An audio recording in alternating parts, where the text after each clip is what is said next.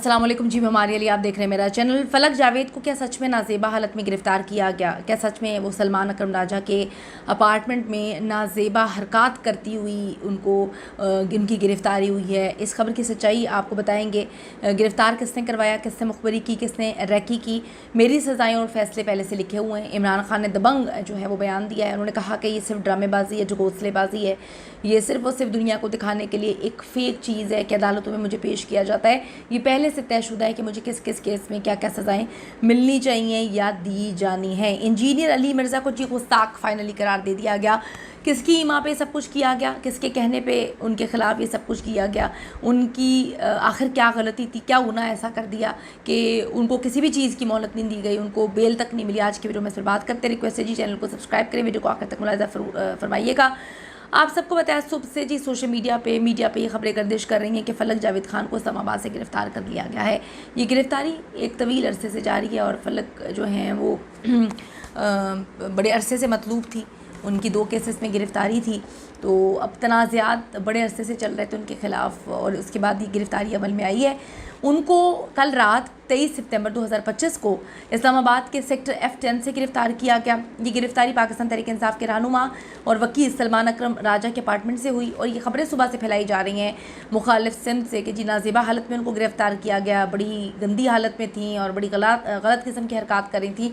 मैं फिर ये बात कहूँगी कि ठीक है, हम बेगैरती में बहुत आगे जा चुके हैं, हम बहुत ही बेगैरत किस्म के लोग हो चुके हैं कि हमें शर्म हया नहीं है कि हम किसी भी औरत और आदमी को गंदा करने की कोई कसर नहीं छोड़ते। लेकिन थोड़ा सा इंसान को सोच समझ के बोलना चाहिए, क्योंकि जो आप किसी के लिए बोल रहे हैं वो फिर कहीं ना कहीं आप तक भी आएगा। तो ये जो इतनी गैर अखलाकी किस्म की बातें कि नाजेबा हालत में गिरफ़्तार किया गया, गलत हरकत कर रही थी, किसी के ऊपर चढ़ी हुई थी, ये इंतहाई जो है गलत किस्म की रिपोर्टिंग कहूँगी मैं या गलत किस्म की बातें हैं। थोड़ा सा अखलाकियात के दामन को आप लोग ज़रा संभाल के रखना चाहिए। तो ज़राए के मुताबिक उन्हें national cyber crime investigation agency Islamabad police ने मिलकर हिरासत में लिए, जिसके बाद उन्हें पंजाब पुलिस के हवाले किया गया है। फ़लक जावेद तकरीबन 16 माह से रूपोश थीं और उनके ख़िलाफ़ मुतादद मुकदमा दर्ज किए गए थे, जिनमें सोशल मीडिया पर इश्ताल अंगेज़ मुहिम चलाने, रियासती इदारों के ख़िलाफ़ तौहीन आमेज़ मवाद फैलाने और हुकूमती अहदेदारों की किरदार कुशी के हवाले से उन पर इल्ज़ामात थे। ये इल्ज़ामात जो है पीका एक्ट के तहत जो है आयद किए गए। ख़ास तौर पर गुज़िश्ता साल जो पंजाब की वज़ीर इत्ताअत नज़मा बुखारी ने फ़लक जावेद पर जाली और नामुनासिब वीडियोस अपलोड करने का इल्ज़ाम लगाया था। उनका नाम जो है ECL में डालने की दरख्वास्त की गई थी। कुछ रिपोर्ट्स में ये भी कहा गया कि फ़लक जावेद का ताल्लुकात जो है, उनका जो ताल्लुक़ है 9 मई 2023 के पुरतशद्दुद वाक़यात को भड़काने से भी जोड़ा गया। ये गिरफ़्तारी जी पाकिस्तान के सियासी मंजरनामे पर इस वक्त काफ़ी बड़े असरात मुरतब कर सकती है। PTI इसे सियासी इंतकाम करार दे रही है, जबकि हुकूमती ज़राए से कानून के मुताबिक कार्रवाई कह रहे हैं।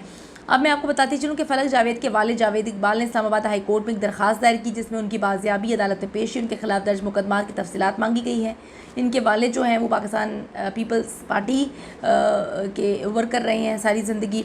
इस वक्त जी फ़लक जावेद को लाहौर मुंतकिल किया जा चुका है, जहाँ उन्हें जल्द अदालत में पेश किया जाएगा। ताहम PTI के हामियों और जो उनके ख़ानदान के मेम्बर्स, उनका कहना है कि ये गिरफ़्तारी नहीं है, ये अगवा है और उनके मुताबिक फ़लक जावेद को इस वक्त जान का ख़तरा है, उनको कभी भी मारा जा सकता है। अब ये बड़ी मिस्टीरियस किस्म की चीज़ें हैं, ये बड़ी हॉरिबल किस्म की चीज़ें हैं।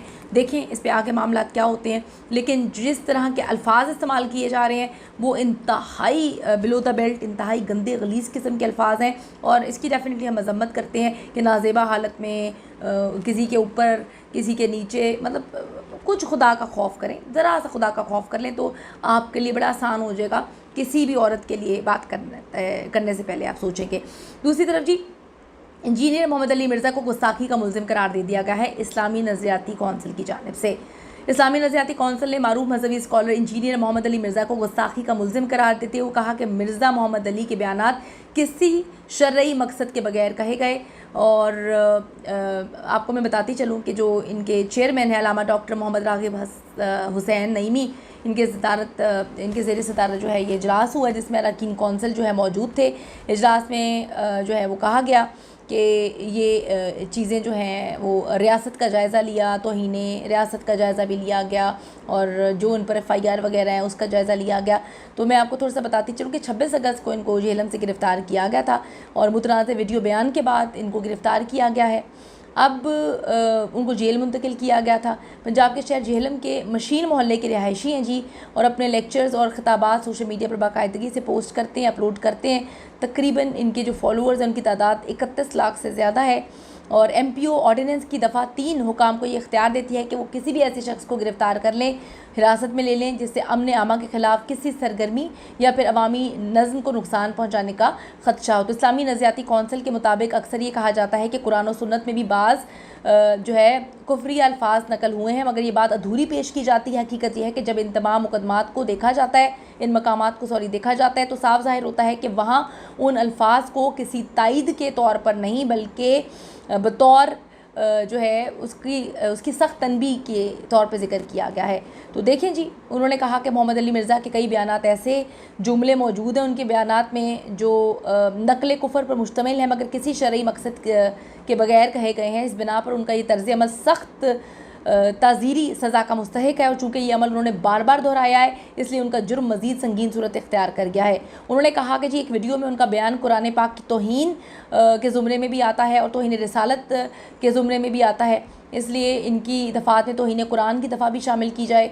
उन्होंने कहा कि जी मिर्ज़ा साहब का बयान फसाद फिल अर्ज़ को फैलाने का बायस है, इसलिए पाकिस्तान की मसीह बरादरी को एक मरासला भेजा जाएगा कि वो तहरीरी तौर पर वाज़ेह करें कि मिर्ज़ा मोहम्मद अली इंजीनियर ने जो है शान रिसालत के बारे में जो अल्फाज कहे क्या उनकी मुक़द्दस किताबों में इज्तिमाई तौर पे उनकी राय है कि नहीं, तभी चीज़ें जो हैं वो इस पर फैसला किया जाएगा। तो अब कहा जाता है कि मामलात काफ़ी ख़राब है इनके लिए। देखें ये तो आने वाला वक्त ही बताएगा कि चीज़ें किस तरफ जाएंगी। दूसरी तरफ इमरान खान जो है वो कहते हैं मेरी सज़ाएँ पहले से लिखी गई हैं, पहले से फ़ैसले मेरे लिखे गए हैं और ये सब कुछ जान के ड्रामेबाजी ढकोसलेबाजी की जा रही है। मैं बहुत अच्छे से जानता हूँ कि किसकी ईमा पे सब कुछ किया जा रहा है। इमरान खान की बहन अलीमा खान ने जी आज गुफ्तगू की है। उन्होंने कहा कि जी पहले दिन से इमरान खान कह रहे हैं, उनको पहले दिन से कहा जा रहा है कि आप मुल्क छोड़ के चले जाएं, लेकिन उन्होंने कहा सारे मुकदमात को मैं फेस करूंगा, उसका सामना करूंगा। उन्होंने कहा कि जी जेल ट्रायल के अंदर एक गवाह झूठा साबित हुआ। अलीमा खान ने बताया कि इमरान खान का कहना है कि ये सज़ाएँ और फैसले पहले से लिखे गए हैं, ये बार बार जो है हमारे केसेस को मुलतवी किया जाता है, काफ़ी चीज़ें जो हैं क्रिटिकल हैं। तो उन्होंने कहा कि हम सब बहुत अच्छे से जानते हैं कि क्या मामला है। उन्होंने कहा कि जी तीरा में नौजवानों की शहादत पर इमरान खान काफ़ी दुखी हैं। उन्होंने कहा कि जी ऑपरेशन नहीं होना चाहिए था। इमरान खान इस वक्त ये बात बोल रहे हैं कि जो हमारे साथ सलूक किया गया है या सलूक किया जा रहा है, हम इसको बहुत अच्छे से जानते हैं। ये एक पूरा ड्रामा है, ये एक पूरी गेम है और इस गेम के पीछे कौन किरदार है, कौन सब कुछ कर रहा है, हमें बहुत अच्छे से पता है। इस हवाले से आपकी क्या राय है? अपनी कीमती राय ज़रूर दीजिएगा। See you in the next video.